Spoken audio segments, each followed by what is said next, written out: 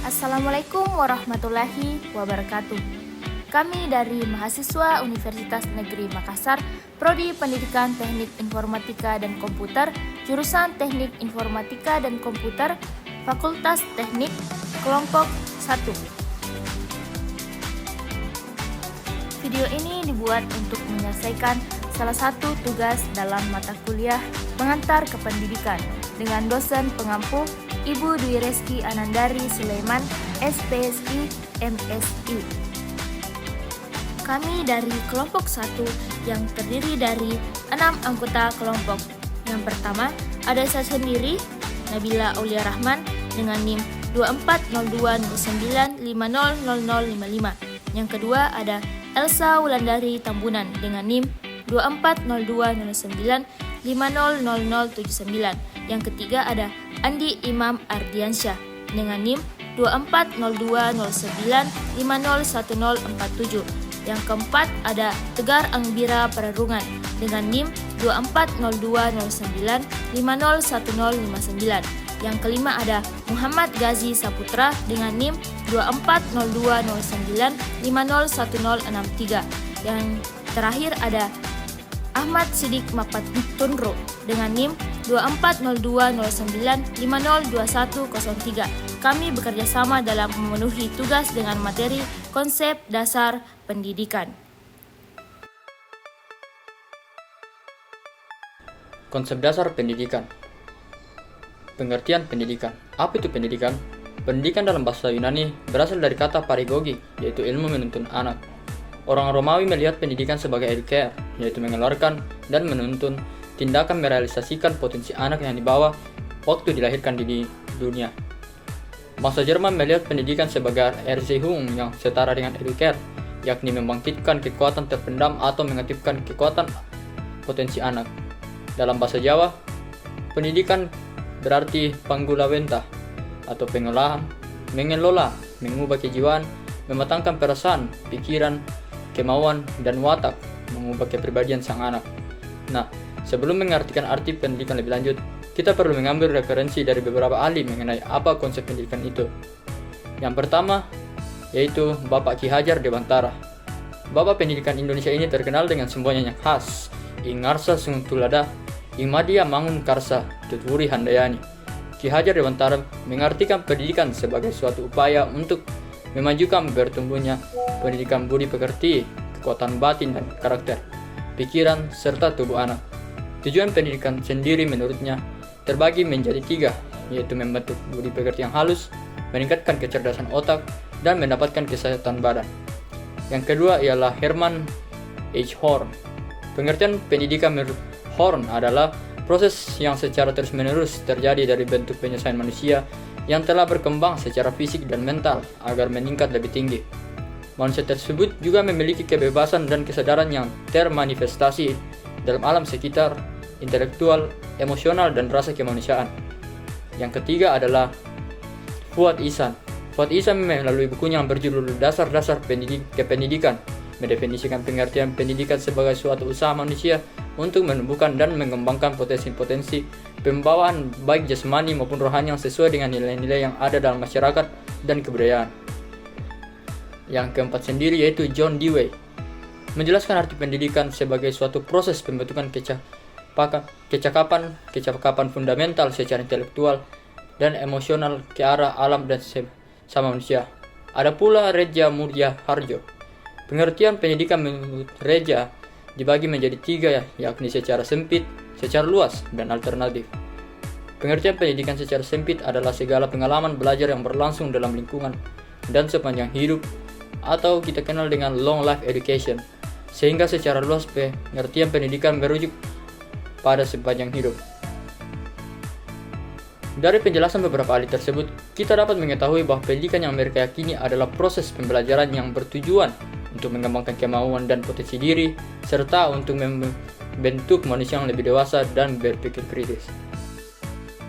Dikutip dari Doktor Ilmu Pendidikan Nurholis dalam artikel yang berjudul Pendidikan dalam Upaya Memajukan Teknologi, ucap beliau, pendidikan merupakan suatu proses yang mencakup 3 dimensi, individu, masyarakat atau komunitas nasional dari individu tersebut dan seluruh kandungan realitas, baik material maupun spiritual yang memainkan peranan dalam menentukan sifat, nasib, bentuk manusia maupun masyarakat. Dalam kutipan tersebut, kita dapat mengetahui bahwa dalam pendidikan ada pihak-pihak yang terlibat dalam proses tersebut. Tak hanya material, namun beliau juga mengatakan bahwa penentuan karakteristik dan bentuk manusia bergantung pada spiritual setiap individu yang berperan dalam suatu pendidikan. Lalu, apa arti spiritual yang dimaksud itu? Spiritual dalam pendidikan yang dimaksud adalah bagaimana suatu pendidikan dapat memengaruhi alam bawah sadar suatu individu yang kemudian menghasilkan karakteristik sesuai dengan pendidikan yang diperjelas pada situasi yang difokuskan. Dilansir dari buku Pengantar Kependidikan karya Prof. Dr. Sudarwan Danim, di situ tertulis bahwa pada intinya merupakan proses penyiapan subjek didik menuju manusia masa depan yang bertanggung jawab. Kata bertanggung jawab mengandung makna bahwa subjek didik dipersiapkan untuk menjadi manusia yang berani berbuat dan berani pula bertanggung jawab atas perbuatannya. Definisi-definisi di atas menggiring kita pada beberapa kesimpulan. Yang pertama, pendidikan adalah proses kemanusiaan dan kemanusiaan secara simultan.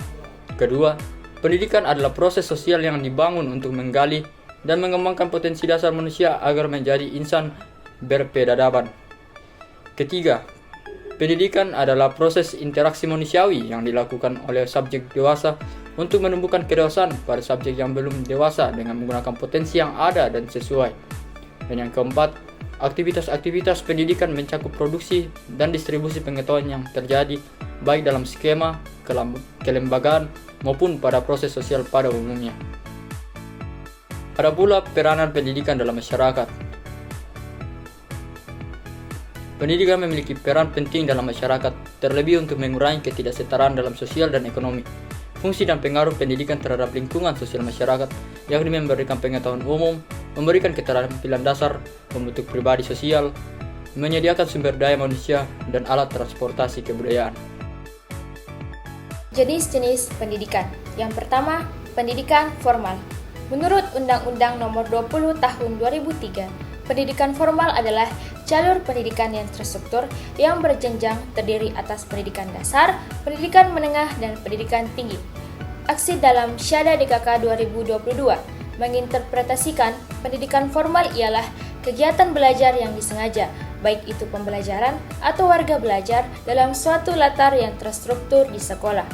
Pendidikan formal merupakan pendidikan yang terstruktur dan berada di dalam periode tertentu, dengan tingkatan dari sekolah dasar sampai dengan universitas, Syahada DKK 2022.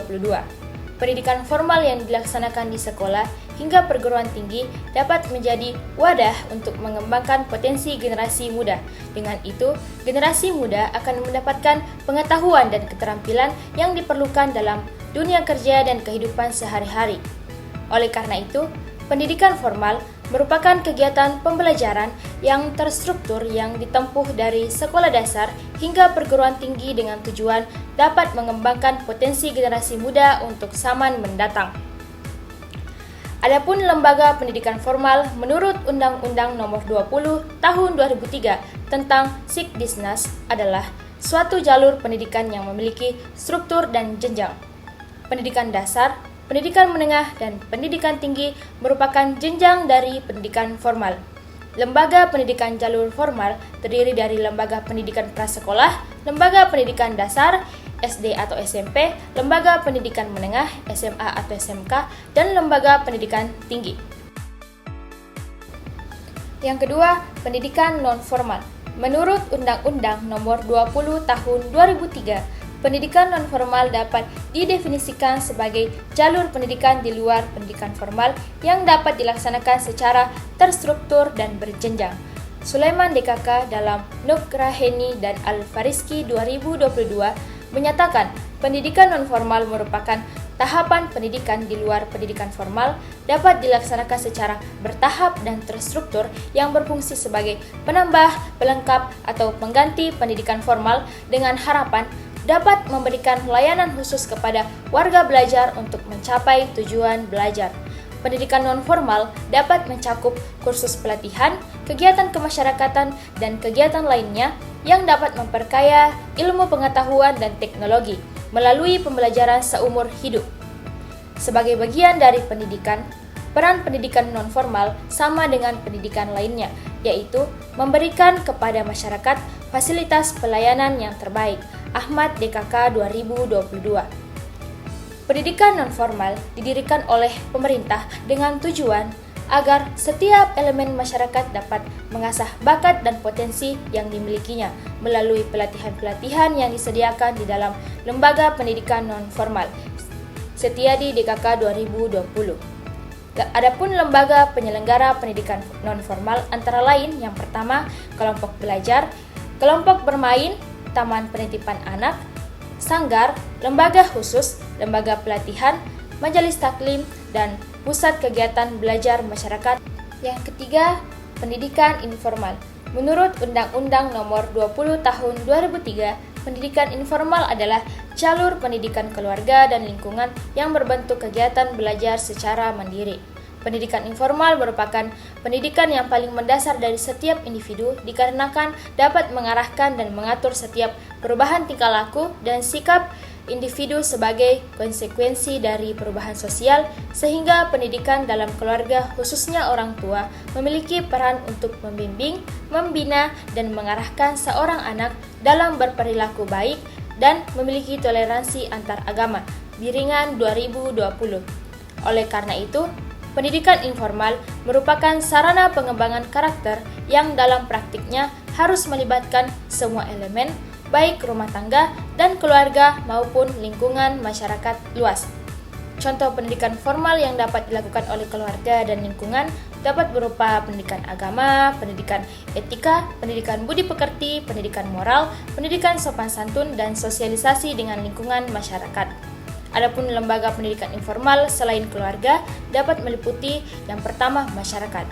Masyarakat dapat dianggap sebagai lembaga pendidikan informal dikarenakan dalam lingkungan masyarakat individu dapat memperoleh pengetahuan dan interaksi dengan orang lain. Yang kedua, organisasi relawan. Organisasi relawan pada umumnya berdiri untuk membantu dan berpartisipasi untuk memberikan pertolongan di wilayah-wilayah yang rawan bencana. Yang ketiga, Taman Pendidikan Al-Quran atau TPA.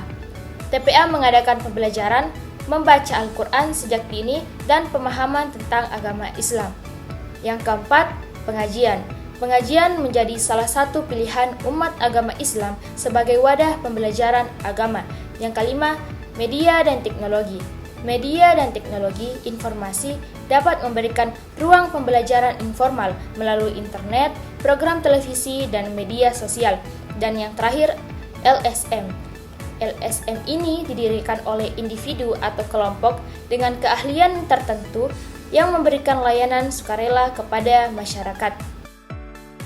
Prinsip-prinsip dasar pendidikan. Prinsip dasar pendidikan menurut Undang-Undang Republik Indonesia Nomor 20 Tahun 2003 tentang Sistem Pendidikan Nasional adalah pendidikan diselenggarakan secara demokratis dan berkeadilan serta tidak diskriminatif dengan menjunjung tinggi hak asasi manusia, nilai keagamaan, nilai kultural, dan kemajemukan bangsa. Pendidikan diselenggarakan sebagai suatu kesatuan yang sistematik dan sistem terbuka dan multimakna. Pendidikan juga diselenggarakan sebagai suatu proses pembudayaan dan pemberdayaan sebagai peserta didik yang berlangsung sepanjang hayat. Pendidikan juga diselenggarakan dengan memberikan keteladanan, membangun kemauan, dan mengembangkan kreativitas peserta didik dalam proses pembelajaran. Pendidikan terbagi atas yaitu akses pendidikan.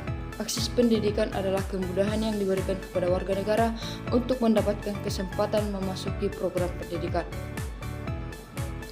Yang kedua yaitu mutu dan relevansi pendidikan.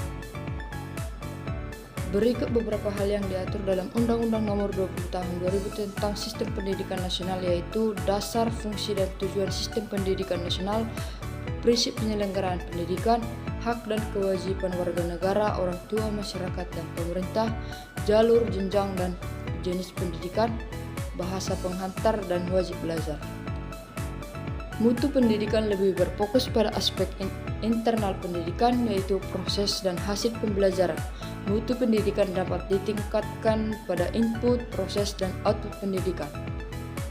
Relevansi pendidikan lebih berfokus pada aspek eksternal pendidikan, yaitu dampak dan manfaat pendidikan bagi kehidupan. Relevansi pendidikan juga berarti kesesuaian antara kemampuan yang diperoleh dari pendidikan dengan kebutuhan pekerjaan. Poin yang selanjutnya yaitu pelestarian dan pengembangan kebudayaan. Undang-undang yang mengatur pelestarian dan pengembangan kebudayaan yaitu Undang-Undang Nomor 32 Ayat 1 1945 yang menyatakan bahwa negara memajukan kebudayaan nasional Indonesia dan menjamin kebebasan masyarakat dalam mengembangkan nilai-nilai budayanya.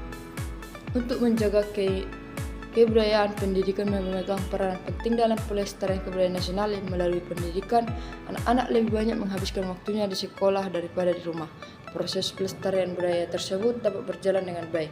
Pendidikan bisa dijadikan sebagai sarana untuk mengenalkan, memahami, dan menghargai nasional sebagai generasi muda melalui kurikulum yang mengintegrasikan pembelajaran tentang sejarah, bahasa, seni, dan adat istiadat, nilai kebudayaan, serta siswa menjadi agen perubahan. Poin yang selanjutnya yaitu tata kelola. Tata kelola pendidikan itu sendiri adalah sistem yang mengatur perencanaan, kebijakan, keputusan, dan peraturan-peraturan dalam pengelolaan pendidikan. Tata kelola pendidikan yang bertujuan untuk mencapai tujuan pendidikan yang telah ditetapkan. Poin relevansi. Relevansi dalam pendidikan adalah prinsip kesesuaian kurikulum dengan pengembangan ilmu pengetahuan dan eptek, kebutuhan masyarakat, dan kemampuan siswa. Prinsip ini penting untuk diperhatikan karena dapat membantu siswa memiliki wawasan dan pemikiran yang sejalan dengan perkembangan zaman. Poin yang selanjutnya yaitu prinsip umum. Prinsip umum dalam pendidikan meliputi prinsip relevansi. Prinsip ini merupakan prinsip dasar dalam kurikulum yang harus relevan dalam perkembangan ilmu pengetahuan dan eptek, harus relevan dengan kebutuhan dalam karakteristik siswa. Prinsip fleksibilitas. Prinsip ini termasuk dalam prinsip umum pengembangan kurikulum. Prinsip kontinuitas. Prinsip ini termasuk dalam prinsip umum pengembangan kurikulum yang praktis. Prinsip khusus. Prinsip khusus dalam pengembangan kurikulum adalah prinsip penentuan tujuan pendidikan dan pemilihan isi pendidikan. Pendidikan khusus adalah pendidikan yang diberikan kepada peserta didik yang mengalami kesulitan dalam mengikuti proses pembelajaran. Kesulitan tersebut bisa disebabkan karena kelainan fisik, emosional, mental, sosial, dan potensi kecerdasan. Prinsip khusus dalam pendidikan inklusif adalah menyesuaikan pembelajaran dengan kondisi anak berkebutuhan khusus. Anak berkebutuhan khusus yang dimaksud antara lain tunanetra, tunarunggu, tunawicara, dan tunalaras. Layanan khusus di sekolah diharapkan dapat mengembangkan bakat, minat, dan kemampuan peserta didik, memperlancar proses pembelajaran di sekolah. Materi selanjutnya yaitu asas-asas dalam penyelenggaraan pendidikan. Di Indonesia terdapat beberapa asas pendidikan yang memberi arah dalam merancang dan menjelaskan pendidikan nasional. Asas tersebut bersumber dari pemikiran dan pengalaman sepanjang sejarah perkembangan pendidikan di Indonesia. Di antara tersebut adalah ada 3 aspek yang diuraikan secara mendetail, yaitu asas Tuturi Handayani, asas belajar sepanjang hayat, dan asas kemandirian dalam belajar. Pendidikan sebagai proses sosialisasi. Kurikulum dan profesionalisme guru adalah 2 komponen penting dalam pendidikan. Kurikulum berfungsi sebagai pedoman pembelajaran, sedangkan guru memiliki peran signifikan dalam membentuk karakter dan intelektualitas peserta didik. Di sisi lain, perubahan sosial dapat bersifat lambat atau evolusi, atau juga cepat yang disebut sebagai revolusi, dan mempengaruhi struktur serta nilai-nilai dalam masyarakat. Perubahan sosial juga bisa direncanakan atau tidak direncanakan, namun keduanya dapat membawa konsekuensi besar bagi tatanan sosial. Peran pendidikan dalam perubahan sosial. Pendidikan memiliki peran penting dalam perubahan sosial masyarakat. Melalui pendidikan, masyarakat dapat berpikir kritis, inovatif, dan rasional, yang memungkinkan terciptanya penemuan baru serta kemajuan dalam berbagai aspek kehidupan. Pendidikan juga mendorong sikap menghargai karya orang lain dan mendukung sistem pelapisan masyarakat yang terbuka, di mana setiap individu memiliki kesempatan untuk meningkatkan status sosial dalam dalam prestasi. Pendidikan untuk membantu masyarakat yang heterogen, memiliki perbedaan, dan menghindari konflik. Selain itu, pendidikan juga memberikan orientasi ke masa depan, membentuk masyarakat yang dinamis dan kreatif, serta mampu beradaptasi dengan perubahan. Sebagai sarana perubahan sosial, pendidikan memainkan peran penting dalam mengembangkan potensi individu, membantu mereka memahami nilai-nilai baru, serta mendorong tanggapan positif terhadap perubahan. Pendidikan formal, seperti yang dilaksanakan di sekolah-sekolah, juga sangat penting dalam membentuk kepribadian dan karakter individu. Perubahan sosial yang terjadi dapat berupa perubahan lambat, evolusi cepat, revolusi, perubahan besar atau kecil yang direncanakan maupun tidak. Pendidikan membantu masyarakat mengantisipasi perubahan ini dengan membentuk sikap yang siap menghadapi perkembangan zaman, serta memfasilitasi kemajuan dalam berbagai bidang sosial. Pendidikan dalam perspektif global. Pendidikan dalam perspektif global menunjukkan beragam sistem yang mencerminkan nilai, budaya, tradisi, serta tujuan masyarakat yang berbeda-beda, di mana setiap negara mengembangkan pendekatan unik yang sesuai dengan kondisi sosial, politik, dan ekonomi mereka, serta aspirasi masyarakatnya dalam membentuk generasi masa depan yang kompetitif, bermoral, dan mampu beradaptasi dengan tantangan zaman, baik di tingkat lokal maupun internasional. Selanjutnya yaitu perbandingan sistem pendidikan di berbagai negara. Di negara yang pertama ada negara Cina. Republik Rakyat Tiongkok memiliki populasi anak usia sekolah terbesar di dunia. Pada tahun 1986, pemerintah Tiongkok mengatur pendidikan wajib 9 tahun dalam aturan hukumnya. Setelah menyelesaikan pendidikan wajib 9 tahun, siswa dapat memilih 2 jalur pembelajaran khas yang berbeda. Baik, yang kedua yaitu ada negara Inggris. Sistem pendidikan di Britania Raya atau UK merupakan urusan yang diberikan kepada negara, dengan masing-masing yurisdiksi memiliki sistem terpisah yang diawasi oleh pemerintah terpisah. Di Inggris, jalur pembelajaran dalam sistem pendidikan yang didanai negara dikategorikan ke dalam tahap-tahap utama berdasarkan usia. Inggris menyatukan jenjang pendidikan menengah pertama dan jenjang pendidikan menengah atas. Yang ketiga ada Amerika Serikat. Amerika Serikat mengadopsi pendekatan terdesentralisasi untuk mengatur sistem pendidikannya. Usia untuk memulai sekolah adalah antara 5 hingga 7 tahun, tergantung pada peraturan masing-masing negara bagian. Jumlah tahun untuk pendidikan wajib juga bervariasi di antara negara bagian. Selanjutnya yang kelima ada Rusia.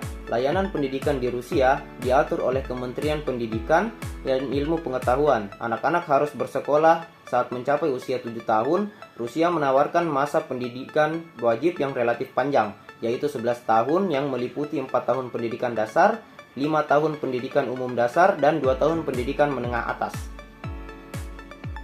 Yang kelima ada negara Jerman. Di Jerman, setelah anak-anak mencapai usia 6 tahun, mereka diwajibkan mengikuti pendidikan dasar dan menengah di Jerman.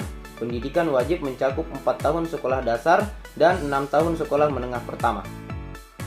Negara Australia, pendidikan wajib di Australia biasanya berlangsung selama 12 tahun, yang lebih lama daripada banyak sistem pendidikan yang diperkenalkan dalam bab ini. Usia mulai bervariasi antara usia 4 dan 6 tahun, dan pendidikan berlangsung hingga usia 15, 16, dan 17 tahun tergantung pada negara bagian atau teritori. Jalur pembelajaran biasanya bercabang di tahun terakhir pendidikan menengah pertama. Siswa yang ingin mengikuti jalur pembelajaran kejuruan mendaftar di kursus lanjutan di organisasi pelatihan terdaftar atau RTO. Setelah mereka menyelesaikan pendidikan menengah pertama, RTO biasanya menyediakan layanan pendidikan kejuruan di bawah arahan pemerintah nasional. Selanjutnya ada negara Kanada. Pendidikan diatur oleh pemerintah provinsi, teritorial, dan lokal di Kanada. Sistem pendidikan sebagian besar diatur oleh yurisdiksi provinsi dan setiap provinsi juga mengawasi kurikulum. Meskipun terdapat perbedaan antar provinsi, sistem pendidikan di Kanada masih memiliki beberapa fitur serupa dalam strukturnya. Usia yang memulai pendidikan dasar di Kanada adalah 6 tahun. Diperlukan 6 kelas untuk menyelesaikan pendidikan dasar. Pendidikan menengah dibagi menjadi sekolah menengah pertama atau tingkat menengah atas, dan sekolah menengah atas yang dapat dilihat seperti pendidikan menengah pertama dan pendidikan menengah atas. Umumnya, sebagian besar provinsi mengharuskan anak-anak untuk tetap bersekolah hingga usia 16 tahun. Beberapa provinsi seperti Ontario menawarkan pendidikan wajib bagi siswa hingga usia 18 tahun. Hingga usia 18 tahun tidak ada batasan yang jelas antara jalur akademik dan jalur pembelajaran kejuruan. Selanjutnya ada negara Perancis. Sistem pendidikan di Perancis sangat tersentralisasi dan pemerintah nasional telah memberlakukan sistem pendidikan yang konsisten di seluruh wilayah. Berdasarkan undang-undang, semua anak harus bersekolah hingga mencapai usia 16 tahun. Pendidikan dasar biasanya dimulai saat anak mencapai usia 5 tahun dan membutuhkan waktu 5 tahun untuk menyelesaikannya.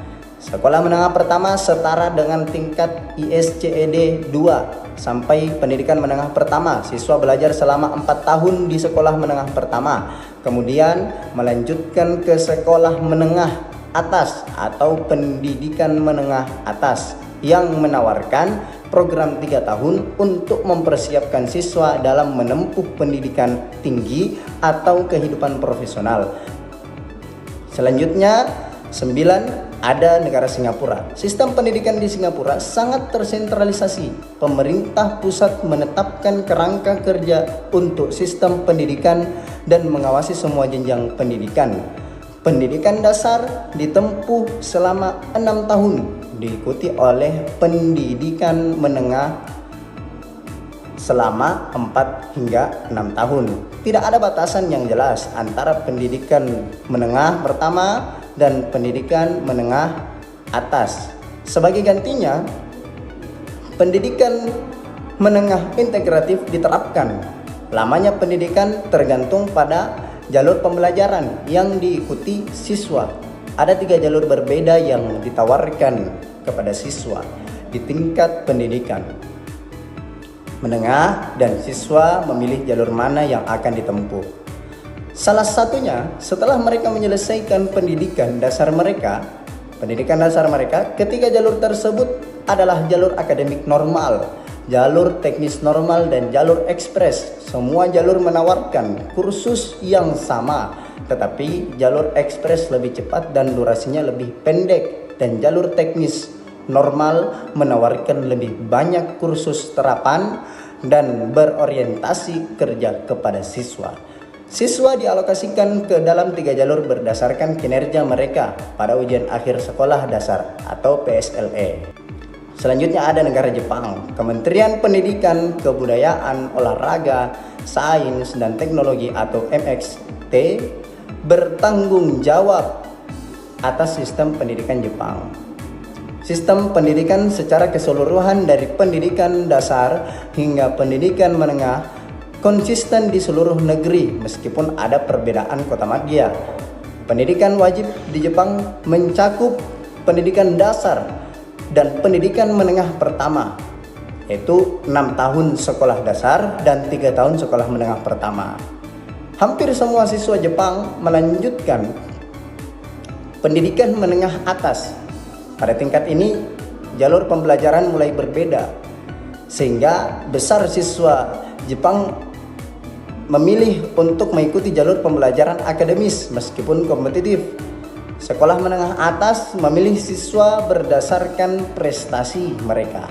Setiap sekolah menengah atas memiliki proses penerimaan mereka sendiri, dan sebagian besar sekolah mengharuskan siswa untuk mengikuti ujian penerimaan. Selain jalur akademis, pilihan lain bagi siswa adalah mendaftar di sekolah menengah kejuruan khusus. Sekian dari kami. Wassalamualaikum warahmatullahi wabarakatuh.